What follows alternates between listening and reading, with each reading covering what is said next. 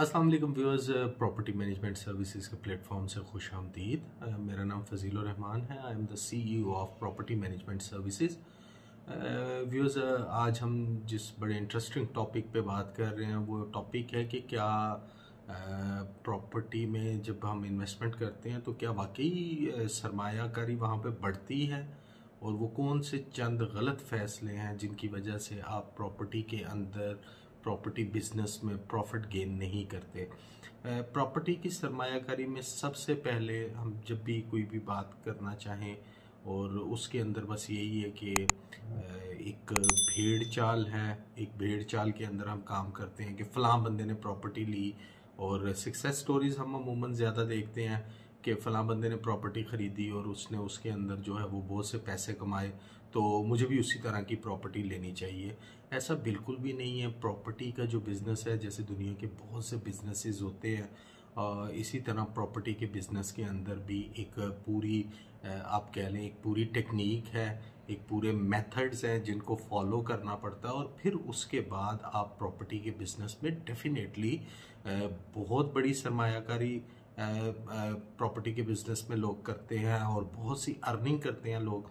मगर वो कौन से चंद गलत फैसले हैं जिनकी वजह से आप अर्निंग नहीं कर पाते। तो इस मतलब वीडियो को शुरू करने से पहले, जब मैंने 8 साल पहले प्रॉपर्टी के बिज़नेस को स्टार्ट किया बहरिया टाउन लाहौर से, तो उस वक्त बहरिया टाउन के अंदर एक बला की तेज़ी थी। यानी जब आप प्रॉपर्टी ख़रीदते थे और उसके बाद अगले दिन उसमें लाख रुपया बढ़ जाता था और अगले दिन 5 लाख बढ़ जाता था। मतलब एक बहुत बड़ी स्पेकुलेशन उस वक्त चल रही थी। और उस वक्त हमें किसी ने एक बात सुनाई थी, और वो बात शायद वो साहब जो हैं वो बेसिकली जो हमारे दोस्त थे वो गोल्ड स्मिथ थे, और उन्होंने एक बड़ी मज़ेदार बात सुनाई थी कि एक दफ़ा कहीं पे जाते हुए उन्होंने किसी रास्ते में कोई मुसाफिर जा रहा था, तो उसने सुना कि आवाज़ आ रही है कि ख़जाना ख़जाना ख़जाना। तो उसने देखा कि एक कुआं है और उस कुएं के अंदर से ये आवाज़ आ रही है, तो उस बंदे ने उस कुएं के अंदर छलांग लगा दी। उसने उसके अंदर छलांग लगा दी, और छलांग लगाने के बाद उसने वहाँ पे कुएं में गिर गया। अब वो बहुत से लोग पहले वहाँ पे गिरे हुए थे और वो उन लोगों के ऊपर गिर गया, और थोड़ी देर के बाद उसने पूछा लोगों से कि आप सारे लोग ख़जाना ख़जाना की आवाज़ लगा रहे थे, तो क्या यहाँ से कोई ख़जाना है, और क्या इस ख़जाने को कोई लेके बाहर भी निकला है? उन्होंने कहा जी हमें नहीं पता, हम भी ऐसे ही आए थे कि आवाज़ें आ रही थी ख़जाना ख़जाना ख़जाना, और हमने भी जंप लगा दी और जंप लगा दी। अब आप भी ऐसे ही करो कि आप भी आवाज़ें लगानी शुरू कर दो कि ख़जाना ख़जाना ख़जाना। शायद ये कुआं किसी दिन भर जाए, और ये कुआं जिस दिन भर जाएगा उस दिन शायद हम सब लोग बाहर निकल आए। तो प्रॉपर्टी के जो बिज़नेस की भेड़ चाल है वो बिल्कुल ऐसे ही है कि एक बंदा बता रहा है, वो अपनी सक्सेस स्टोरी बताता है, दूसरा बंदा उसके पीछे जंप लगा देता है, तीसरा दूसरे को देख के जंप लगा देता है। ऐसा नहीं है। प्रॉपर्टी का बिजनेस एक पूरी आर्ट है। जैसे कि आप मुख्तलिफ बिजनेसेस को स्टार्ट करते हैं, उसके अंदर आपकी पूरी कैलकुलेशंस होती हैं, कुछ एक सर्टन मेथड्स होते हैं जिनको आप करते हैं। प्रॉपर्टी में सरमायाकारी बढ़ती है या नहीं बढ़ती, इसके लिए आपके जो चंद गलत फैसले हैं और चंद वो बेहतरीन फैसले जो आपको करने चाहिए थे जो आपने नहीं किए, वो चीज़ें क्या हैं, आज हम लोग इसी टॉपिक को इन डिटेल डिस्कस करेंगे कि वो कौन से गलत फैसले हैं जिनकी वजह से हम प्रॉपर्टी में नुकसान करते हैं। तो सबसे पहली चीज़ कि property is a game of holding. Property holding के अलावा कोई भी चीज़ नहीं है। आप कह लें कि otherwise property is a game of fire. लोग ये भी कहते हैं कि ये एक आग का खेल है जिसके अंदर आप अपना हाथ जला बैठते हैं। प्रॉपर्टी क्या है, गेम ऑफ होल्डिंग है क्या? आपका वो सरमाया, आपका वो पैसा जो सरप्लस अमाउंट है, जो आप जिसको होल्ड कर सकते हैं, जिसको आप बर्दाश्त कर सकते हैं, आने वाले 10 सालों के अंदर, आने वाले 5 सालों के अंदर आपको उन पैसों की ज़रूरत नहीं है। यानी कि आप इस तरह कह लें कि ये ट्रूली आपकी सेविंग्स हैं। ये आपके वो पैसे नहीं हैं कि जो पैसे आपको आने वाले 1 साल के अंदर, 5 माह के अंदर, 10 माह के अंदर ये पैसे आपको चाहिए।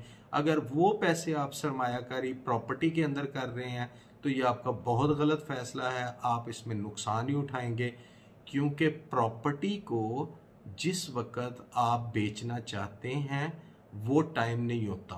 प्रॉपर्टी अपना टाइम खुद डिसाइड करती है। आप जैसे बैंक्स के अंदर आपके पैसे हैं, बैंक के अंदर 1 करोड़ पे आपने रखा, बैंक के अंदर आपको 1 साल के बाद सालाना मार्कअप जो है वो 6% डिसाइड था। आपके मंथली बेसिस पे पैसे इंक्रीज हो रहे हैं और साल के बाद आप अपना 6% लेके बैंक से या बीच में किसी टाइम में भी उन 6% को मंथली की डिवीजन में करके आप अपना पैसा लेके बाहर निकल सकते हैं। बट प्रॉपर्टी का बिजनेस ऐसा नहीं है। प्रॉपर्टी के बिजनेस के अंदर आपको जो भी पैसा इन्वेस्ट करना है वो आपने वक्त पे, हालात पे और मार्केट के ऊपर छोड़ना है कि वो मार्केट आपको प्रॉफिट कैसे देगी। एग्जाम्पल आपको देता हूँ, 30 लाख रुपए का आपने प्लॉट लिया, अपार्टमेंट लिया या कोई शॉप ली। अब आप सुबह कहते हैं कि मैं इसको बेचना चाहता हूँ, फॉर श्योर आपको बायर नहीं मिलेगा। आप जिस वक्त बेचने गए हैं प्रॉपर्टी, उस वक्त अगर मार्केट में बायर नहीं है, आप नुकसान करके अपनी ज़रूरत पूरी करेंगे। इसका बेहतरीन तरीका ये होता है कि जैसे आपने अगर एक 30 लाख रुपए की इन्वेस्टमेंट की है तो इसने रोज नहीं बढ़ना। 3 साल 4 साल के अंदर 2-4 ऐसे डिप्स आएंगे, 2-4 ऐसी जगह आएंगी जहां पे आपकी प्रॉपर्टी के अच्छे मुंह मांगे रेट्स मिल रहे होंगे।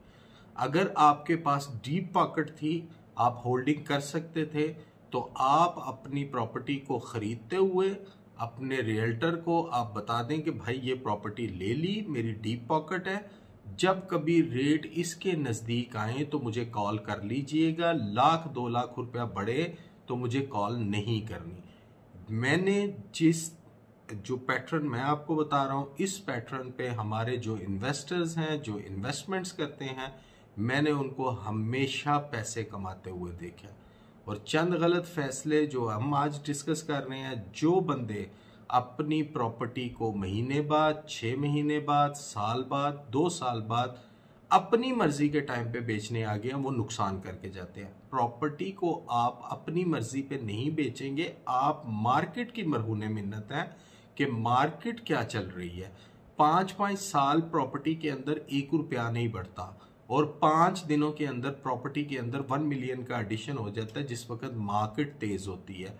तो ये बैंकिंग सिस्टम नहीं है।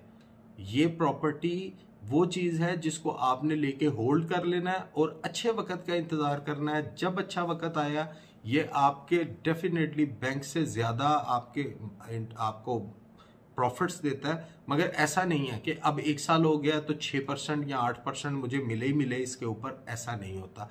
अगर आप इस तरह की कैलकुलेशन कर रहे हैं तो फिर अपने पैसे को बैंक के अंदर रखें, प्रॉपर्टी के बिजनेस में मत आएं, आप नुकसान करेंगे। एक तो ये बहुत बड़ा गलत फैसला है कि लोग प्रॉपर्टी खरीदने के बाद अपनी मर्जी से उसको बेचने आते हैं। हमारे उस्ताद कहते हैं कि प्रॉपर्टी ना बेची जाती है ना खरीदी जाती है। कोई बेचने आए तो उससे खरीद लो और कोई खरीदने आए तो उसे बेच दो। ये बहुत बड़ा फार्मूला है। अगर आप इसको देखें, इसका मतलब ये है कि आप मार्केट के फ्लो के साथ काम कर रहे हैं। प्रॉपर्टी का जब कोई खरीदार आया आप उसको जरूर बेचें, प्रॉपर्टी अपने मन मौजी रेटों पर बेचें।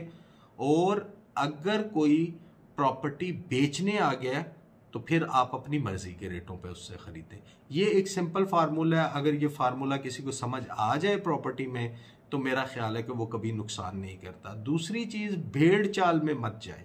भेड़ चाल के अंदर जो भी लोग प्रॉपर्टी के, ये वीडियो थोड़ी सी लंबी हो जाएगी मगर इसके अंदर हमारी कोशिश यही होगी कि हम आज पूरी चीज़ें उसको डिस्कस करें। भेड़ चाल में नहीं जाना। जो शुरू में मैंने आपको वो खजाने की एग्जांपल सुनाई है उसके अंदर मत जाएं। अपने सरमाए को, अपने आप को किसी के एक्सपीरियंस पे या किसी के वो तजर्बे पे उसकी नज़र नहीं करें, अपना एनालिसिस करें। आप खुद से देखें कि क्या मैं जो प्रॉपर्टी बेचने जा रहा हूँ या ख़रीदने जा रहा हूँ, क्या this is the right time. किसी कंसल्टेंट से कंसल्ट करें। जैसे आप अपनी फील्ड के अंदर जो भी आप बिजनेस कर रहे हैं, आप अपनी फील्ड के अंदर पायनियर हैं तो आपको कोई पे कर रहा है, कोई आपकी सर्विसेज ले रहा है या आप अपना बिजनेस चला रहे हैं, तो तो प्रॉपर्टी जिसके अंदर जो बंदे पूरे दिन रात इस चीज को ऑब्जर्व करते हैं, आप उनसे कंसल्ट नहीं करते। आप अपने बस ओपन किया, OLX ओपन किया, ज़मीन.com ओपन किया, प्रॉपर्टीज देखी, हाँ यार ये प्रॉपर्टी बहुत अच्छी है, ये खरीद लेनी चाहिए, रिव्यूज पढ़े, 2-4 जगहों से इधर उधर देखा और आपने प्रॉपर्टी खरीद ली। अब आपके एक्सपीरियंस कहाँ पे है इसके अंदर, आपने कितना की एक्सपीरियंस किया, आपकी ऑन ग्राउंड उसके ऊपर क्या वर्किंग थी, ग्राउंड रियलिटीज को आपने किस तरह चेक किया, ये काम तो कंसल्टेंट का था जो आपने खुद ही कर लिया। तो मतलब ये है कि आप एक किसी प्रोफेशन के अंदर आप किसी चीज के डॉक्टर नहीं है और आपने ऑपरेट कर दिया।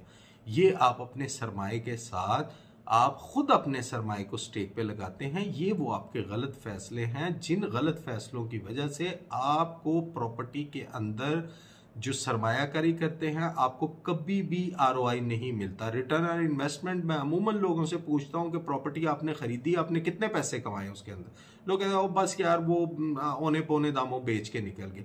आपकी बाइंग ही गलत थी, आपकी चीजें ही गलत थी, आपका जो इनिशियल डिसीजन था उस वक्त आपका कोई R&D ही नहीं था, उसके ऊपर रिसर्च एंड डेवलपमेंट आपने क्या की, आपने ये की कि आपने ज़मीन.com को ओपन कर लिया, आपने OLX को ओपन कर लिया, वहां पे जो प्रॉपर्टीज लगी हुई हैं, ये तो बिल्कुल ऐसे ही हो गया कि जैसे किसी एक बच्चे को भी आप मार्ट में भेज दें तो वो 100-200 रुपए की शॉपिंग करके आ जाएगा। मगर कोई समझदार बंदा अगर साथ जाएगा तो वो उसके साथ चीजों को किसी और क्रिटिकल एनालिसिस उसके करेगा, उसको देखेगा कि ये चीजें चाहिए नहीं चाहिए। 2 गलत फैसले मैंने आपके सामने बता दिए जो आप गलत फैसले करते हैं। तीसरा बहुत मेजर और बहुत बड़ा जो नुकसान लोग करते हैं वो ये है कि लोगों के पास सरमायाकारी करने के लिए इतनी डीप पॉकेट होती नहीं है। चंद पैसे होते हैं, 50 लाख 60 लाख, और वो पैसे जो उनके शायद रनिंग फाइनेंस की तरह या रनिंग बिजनेस के अंदर जो वो लोग यूज कर रहे होते हैं, वो उन फाइनेंशियल इंस्ट्रूमेंट्स को प्रॉपर्टी के अंदर झोंक देते हैं। अब वो पैसे इनको साल बाद, 5 माह बाद, 2 साल बाद, 3 साल बाद चाहिए, फिर वही बात आ गई, फिर आप प्रॉपर्टी अपनी मर्जी के टाइम पे बेचने चले गए। तो आपने प्रॉपर्टी के अंदर वो पैसा लगाना है जो पैसा आपको नहीं चाहिए, जो पैसा आपको 5 साल 7 साल आप उसको होल्ड कर सकते हैं। रेस्ट एश्योर, गंदी से गंदी प्रॉपर्टी को एग्जाम्पल बना लें, बहरिया टाउन के सेक्टर F जो कभी भी डिलीवर नहीं हुआ, 31 लाख रुपए की बुकिंग आज भी ना बहरिया ने वो सेक्टर F की। बहुत से ऐसे लोग हैं जिनकी अनबैलेटेड फाइलें हैं मगर वो भी आज 50 लाख रुपए में बेच रहे हैं क्योंकि उन्होंने होल्ड किया। उन्होंने ये नहीं देखा कि बहरिया ने डिलीवर किया कि नहीं किया, उनको ये पता था कि बहरिया जब भी करेगा, कहीं पे भी करेगा, हमें डिलीवर जरूर करेगा। इसी तरह कराची के अंदर भी जिन लोगों की प्रॉपर्टीज मिली हैं या नहीं मिली, यकीन माने फाइल्स के रेट बढ़ गए और बीच में कई दफा प्रॉपर्टी के रेट ऊपर नीचे हुए और वहां पे आपका जो कंसल्टेंट होता है वो आपको एंट्री और एग्जिट पॉइंट देता है। प्रॉपर्टी का एक और फार्मूला ये है कि प्रॉपर्टी की कॉस्ट, आपने 100 रुपए की चीज ली है, जब वो 100 के साथ 100 दे रही है या उससे ज्यादा दे रही है तो पीछे मुड़ के नहीं देखना, बस बेच के निकल जाए। करोड़ रुपए की प्रॉपर्टी ली, करोड़ रुपया उसके ऊपर प्रॉफिट हो गया या करोड़ से प्लस प्रॉफिट हो गया तो बस सर बहुत है, अब इसके अंदर से निकले, अब किसी और प्रॉपर्टी की तरफ देखें। बहुत से ऐसे छोटे छोटे, ये एक आप कह ले एक मेजरमेंट्स होते हैं, ये एक वो चेक पॉइंट्स हैं जो किसी भी बिजनेस में आप जिनको एनालिसिस कहते हैं, ये वो चीज़ें हैं जो हम रोज़ के हिसाब से प्रॉपर्टी के अंदर करते हैं और हमें ये चीज़ें हेल्प आउट करती हैं और अपने डिसीजंस लेने में कि इनकी पहले कॉस्ट क्या थी, ये क्या थी। आप क्या कंपैरेटिव एनालिसिस करेंगे, आप ज़मीन पे जाएं, वहाँ पे जाके किसी भी प्रॉपर्टी को देखें, उसका 10 साल का ग्राफ देख लेंगे, उस एरिए का 10 साल का ग्राफ देखेंगे, 10 साल के ग्राफ में वो जितने वो बीच में शहीद होंगे वो आपको नजर आएंगे कि जिन्होंने प्रॉपर्टीज को जंप इन किया, जंप आउट किया। घर से फिजिबिलिटी बना के चलें, फिजिबिलिटी आपकी है, जमीन की फिजिबिलिटी नहीं है। ग्रोथ तो प्रॉपर्टी ने करना ही करना है, जैसे भी हो जाए प्रॉपर्टी की ग्रोथ होनी है। कुछ थोड़ी ज्यादा कर लेती है, कुछ थोड़ी कम कर लेती है, मगर आपने जो पैसा नहीं कमा सके उसकी क्या वजह है? उसकी वजह सिर्फ और सिर्फ ये है कि आपके वो चंद गलत फैसले जो मैंने थोड़े से हाईलाइट किए हैं, और इसके अलावा भी बहुत सी चीज़ें होती हैं। इंशाल्लाह कभी फिर डिटेल में इसके ऊपर एक और वीडियो बना दूंगा जिसके अंदर ये चीज़ें हम डिस्कस करेंगे। मगर ये चीज़ें आप काइंडली अपने जहन में अगर रखें तो मेरा ख्याल है कि आप प्रॉपर्टी में जब भी इन्वेस्टमेंट करेंगे आप उसके अंदर प्रॉफिट्स लेके ही निकलेंगे। विदाउट प्रॉफिट्स कोई भी बिजनेस नहीं होता। मगर बदकिस्मती के साथ प्रॉपर्टी के अंदर मैंने बहुत से लोग ऐसे देखे हैं कि जो प्रॉफिट्स तो दूर की बात, वो अपने ओरिजिनल पैसे के अंदर से भी एक बहुत बड़े चंक को खो देते हैं। और उसकी वजह सिर्फ ये होती है कि स्मार्ट डिसीजंस शुरू के अंदर जो डिसीजंस करने चाहिए थे वो डिसीजंस नहीं होते। व्यूअर्स, बहुत बहुत शुक्रिया आपका। इंशाल्लाह किसी और वीडियो के साथ मैं आपकी खिदमत में हाजिर होऊंगा। मुझे तब तक के लिए इजाज़त दीजिएगा। बहुत शुक्रिया। अल्लाह हाफिज़।